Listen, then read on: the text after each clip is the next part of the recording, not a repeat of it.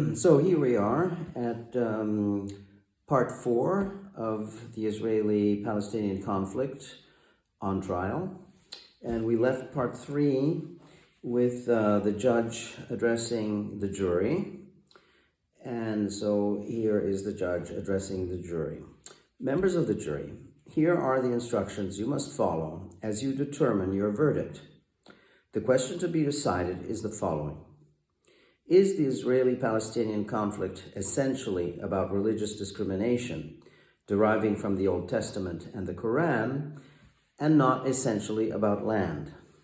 If your answer is yes, then you must find the conflict guilty of violating international law as settled by the United Nations Universal Declaration of Human Rights, which proscribes religious discrimination. In case of a guilty verdict, the court will have to determine the remedy after hearing the opinions of the Israeli defender and the Palestinian defender, as well as of the jury and the public audience.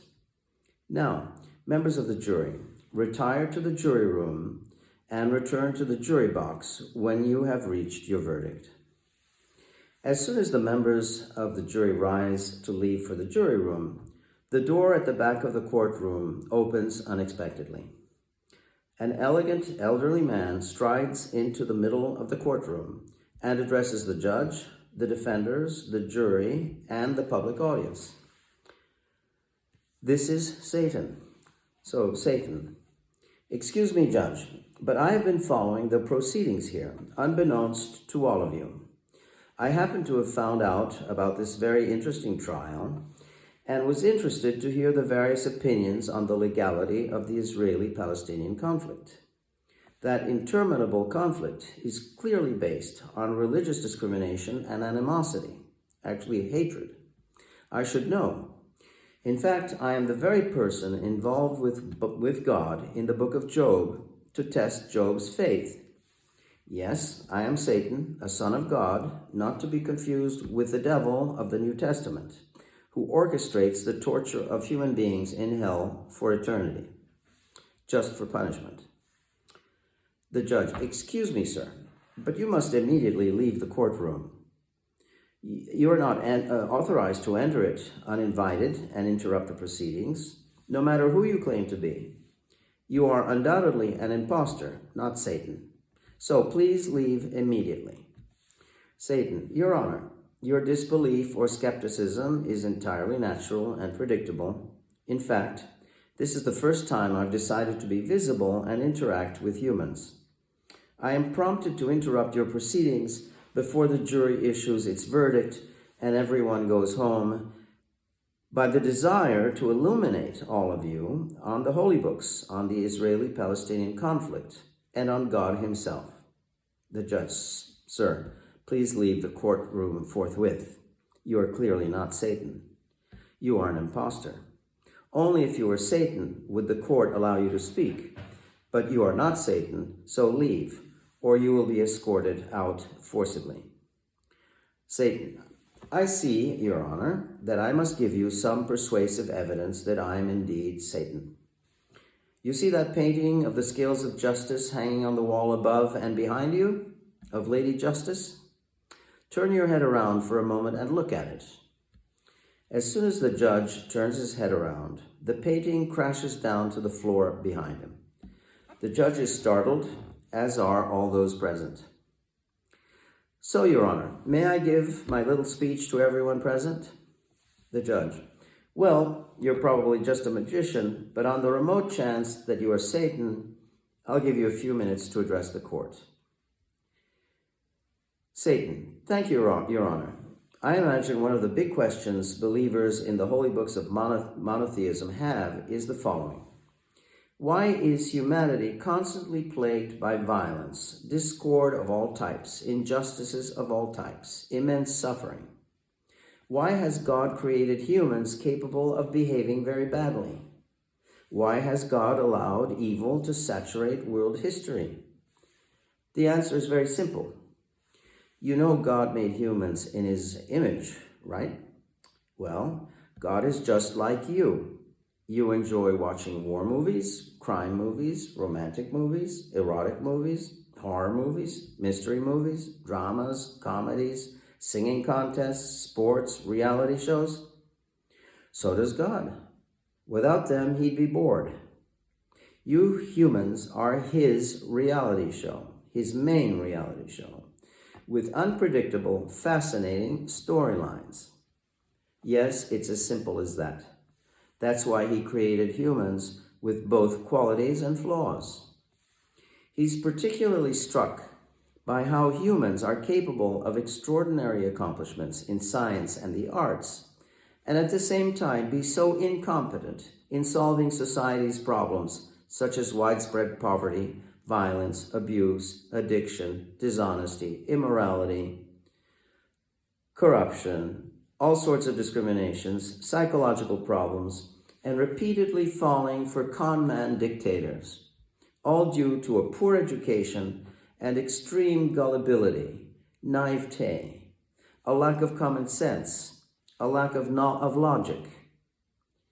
But that makes for great entertainment, fascinating turns of events.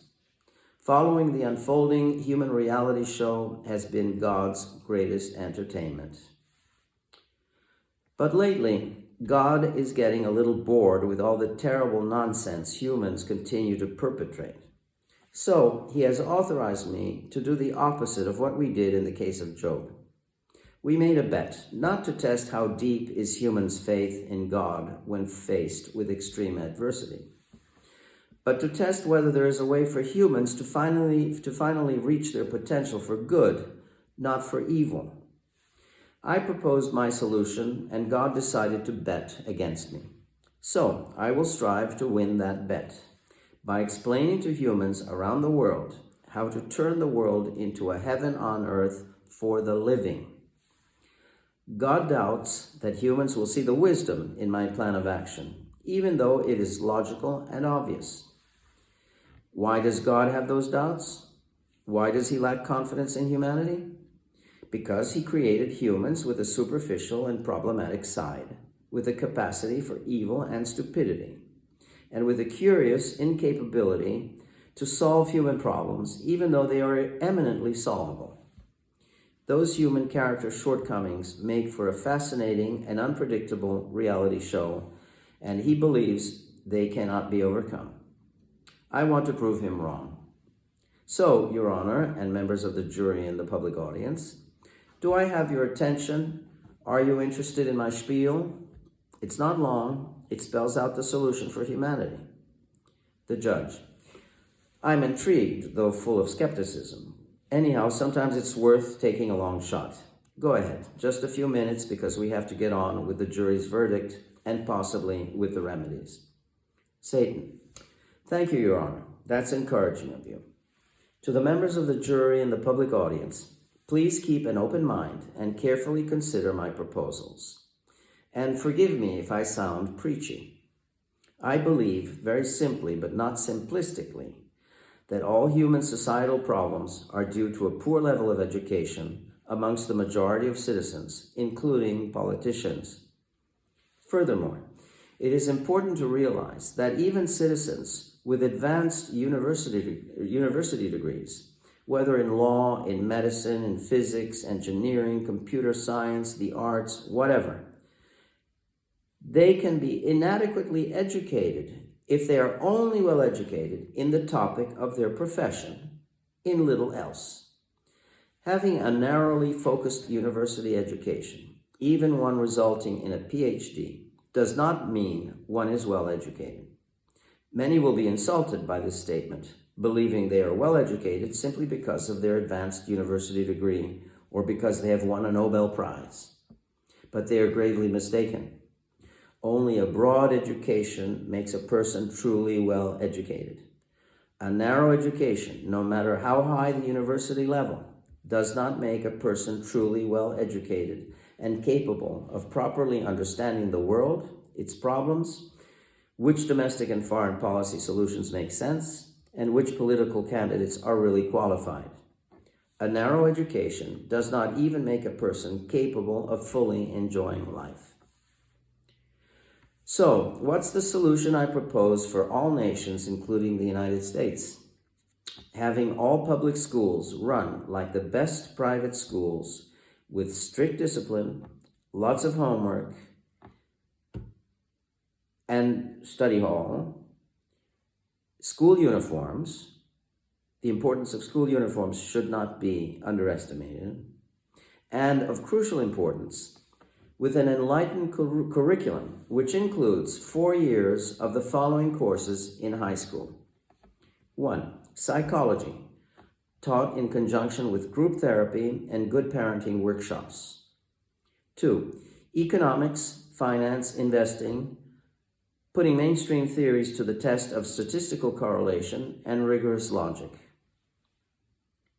3. Detailed, analytic 20th and 21st century world history. 4. History of art, architecture, and design. 5. History of music.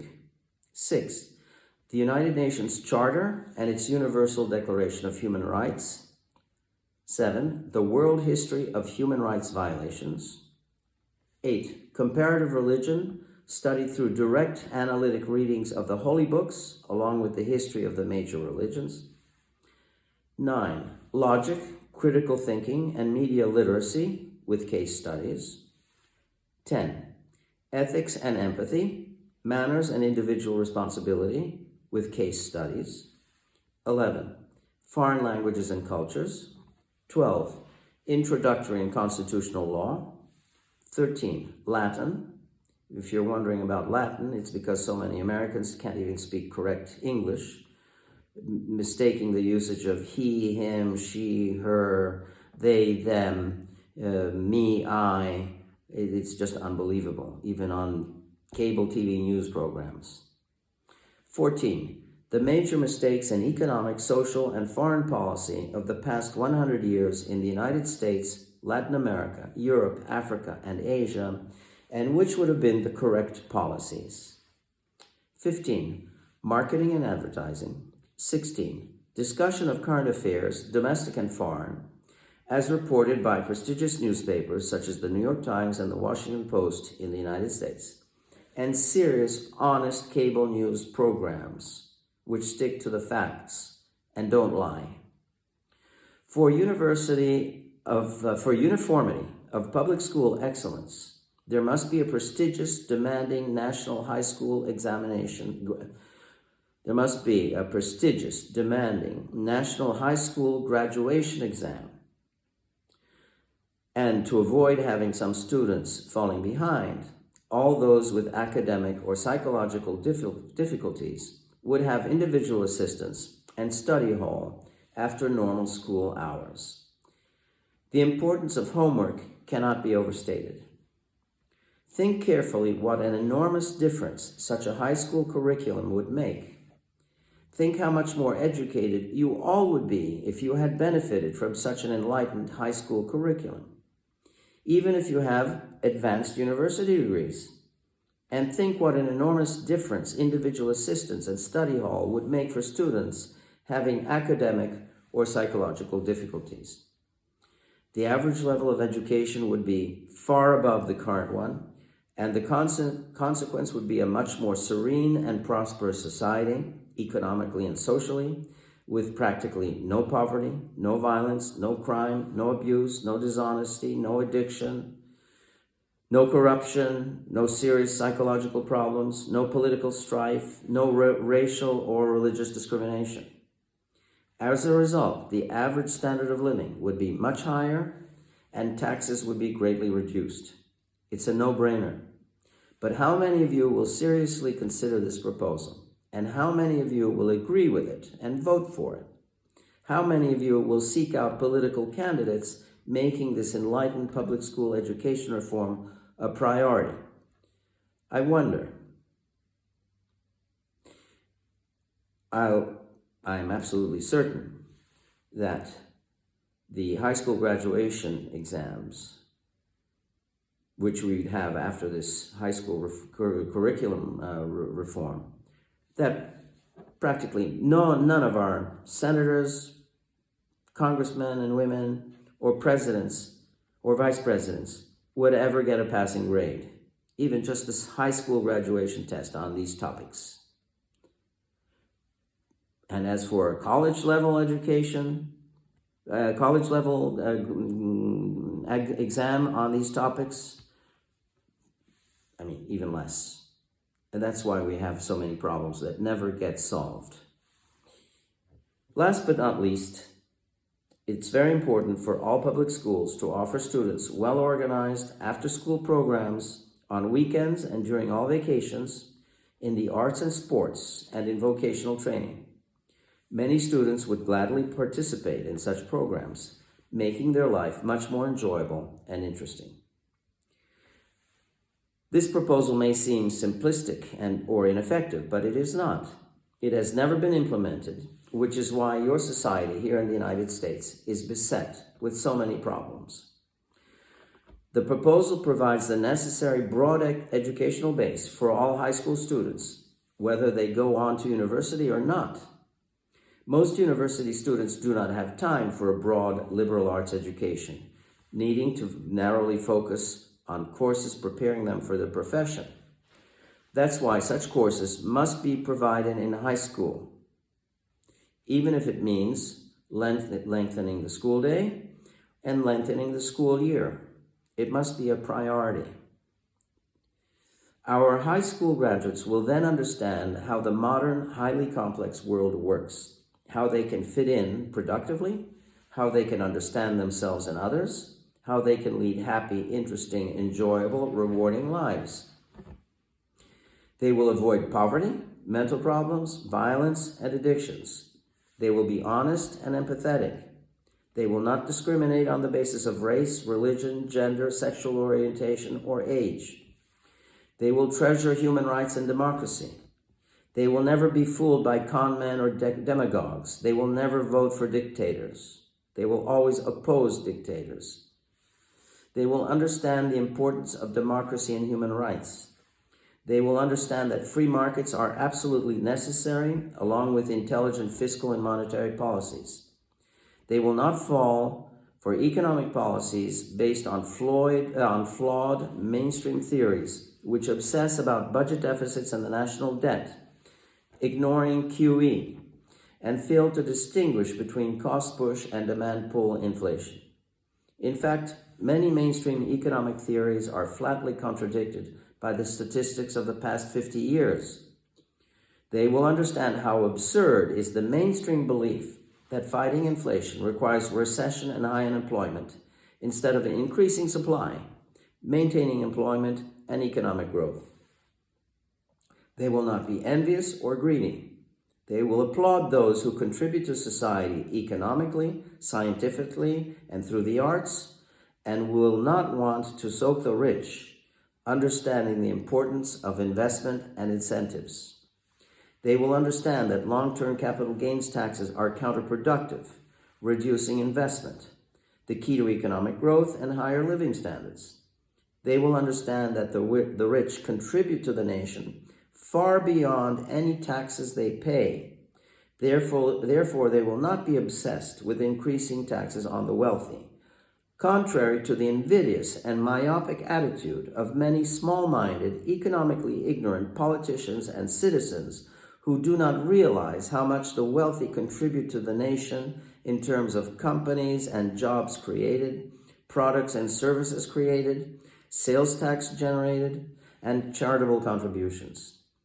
All that quite apart from income taxes paid by their employees who would otherwise be unemployed and on welfare. And not least, quite apart from all the employment generated by their own consumption and investment.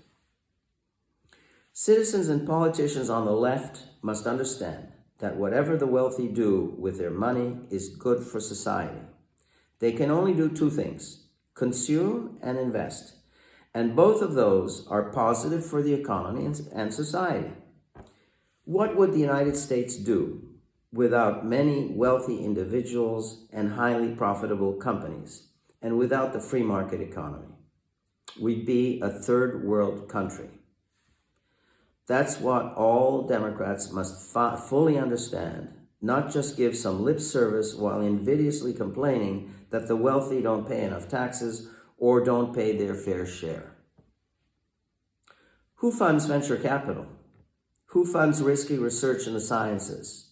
The very wealthy. Reducing their income or taxing their wealth, including the estate tax, which is unconstitutional, being a tax on property, contravening the Fifth Amendment, only reduces dynamic economic growth and does not solve the problem of poverty or low incomes.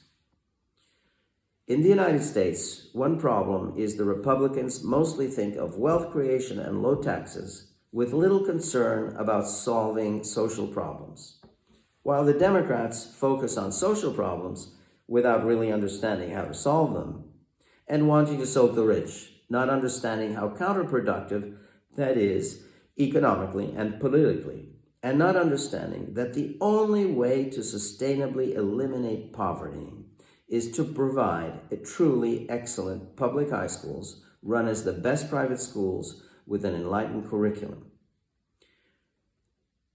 Neither party has achieved comprehensive success because of the educational shortcomings of their members, which is why there is so much dissatisfaction with Congress. No president of either party has been capable of solving the nation's problems, precisely because no president has been truly qualified to be president, not having the required level of knowledge to be successful. How can you logically require advanced degrees as a minimum qualification for doctors, lawyers, engineers, and architects to practice their profession, but not have a similar requirement for all political candidates who have the nation's destiny in their hands? That's totally illogical. And you pay a heavy price for that deficiency of common sense. All too many of your politicians are ignoramuses, demagogues, hypocrites, even immoral. Some are even criminals. Requiring high standards, such as a demanding PhD degree, specially devised for political candidates, would preclude most nonsense candidates. So you're on your own, humans. God is not going to interfere in your reality show. By the way, have you never asked yourselves why God created 3 conflicting religions? 3 conflicting monotheistic religions? Precisely in order to make the human reality show interesting, to see how humans would deal with religious conflicts, how they would use their free will, to see if humans would be guided by logic and provable facts and resist divisive, destructive, demagogic ideologies. Humans have not yet passed the test, though it is in their potential to do so. Strangely, humans are brilliant with advancing science, but when it comes to solving social problems, which don't require rocket science, they flunk, and they flunk badly. That's because of their deficient education due to a deficient high school curriculum. Only a high school curriculum, which includes the courses I have listed, will lead to all youths having a truly excellent broad educational base. That's an absolute requirement for a prosperous society. Your Honor, I'm finished. I hope you will all carefully consider my recommendations and heed my advice. Thank you for your attention. Best wishes for success. Satan strolls out of the courtroom through the back door. The judge. Well, members of the jury, Israeli defender, Palestinian defender, and the public audience.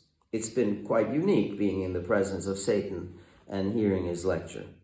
I wonder how many of you will seriously consider his advice and then agree with it. Let's ask the public audience. Those who agree with Satan's proposals on education reform and specifically having all high schools include the courses he listed in their curriculum, raise your hand and loudly say yes. After that, those who disagree, raise your hand and loudly say no.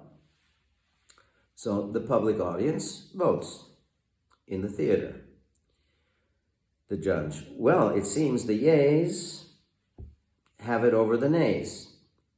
In some other cases, it might be the opposite, depending on the audience in the theater. In any case, Now we will proceed with the jury's verdict on the legality of the Israeli-Palestinian conflict, read to us by the jury foreman. Please go ahead. The jury foreman.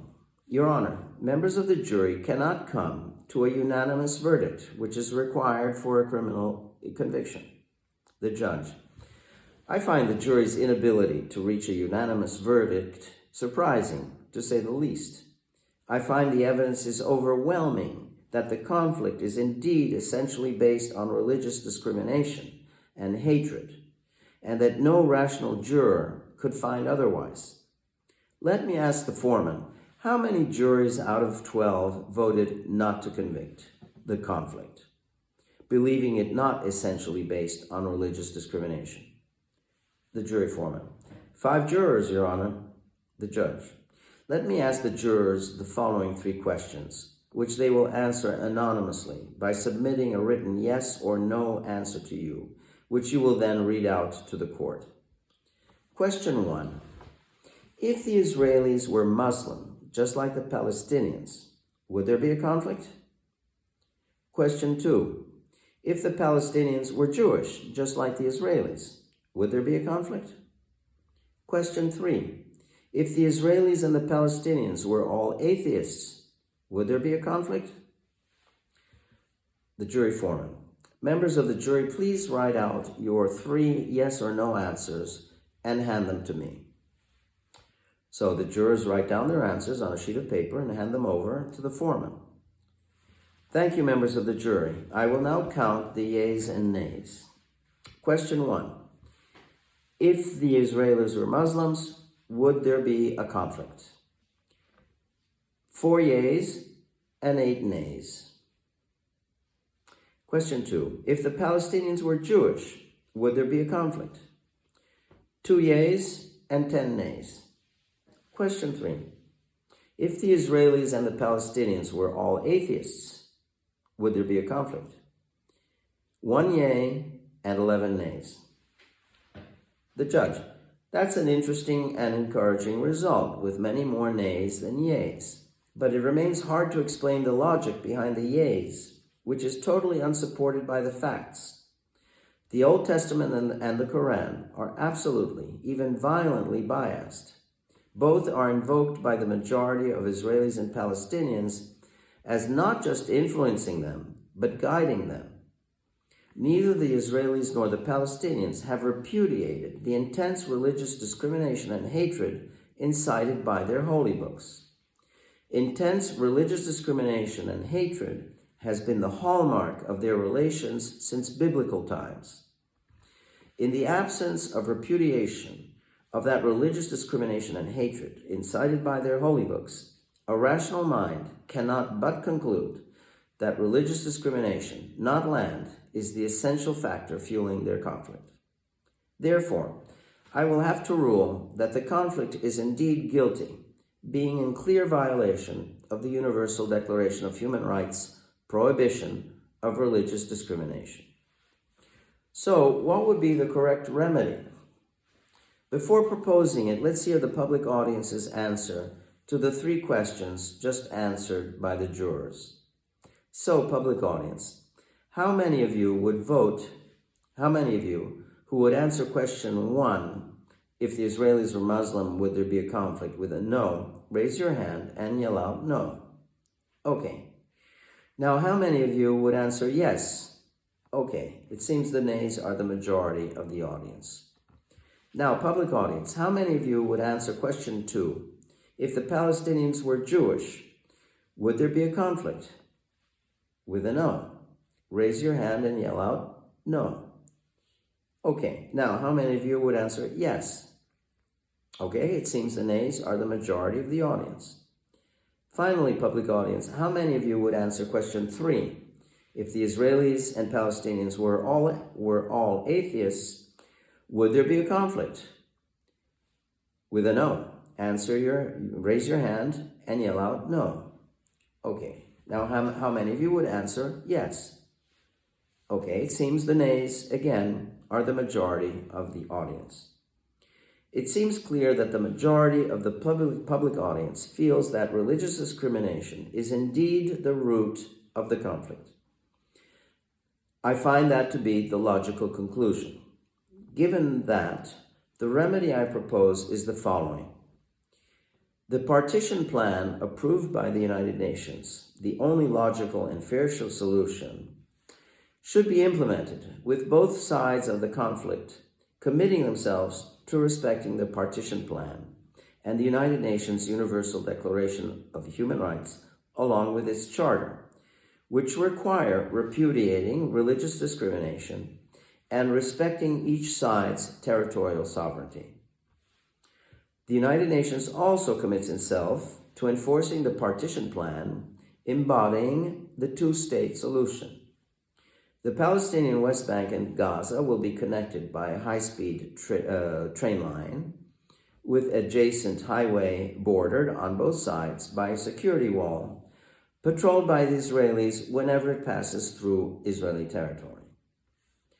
To validate the court's remedy of implementing the partition plan for a sustainable peace between the Israelis and the Palestinians, each side must hold a referendum gaining a minimum 60% approval. Both sides must also commit themselves to teaching a 4-year course in all their high schools on the UN's Charter and its Universal Declaration of Human Rights, along with the world history of human rights violations, and maintaining an online version of the course indefinitely. They should also adopt the high school curriculum reform proposed by Satan, once every year to commemorate the historic peace agreement, which repudiates religious discrimination. The prime ministers and presidents of Israel and Palestine will hold a primetime televised address together, excuse me, each reading the Universal Declaration of Human Rights side by side, article by article. A 1-hour question and answer period will follow by journalists of both sides posing their questions to the political leaders, whether their own or of the other side.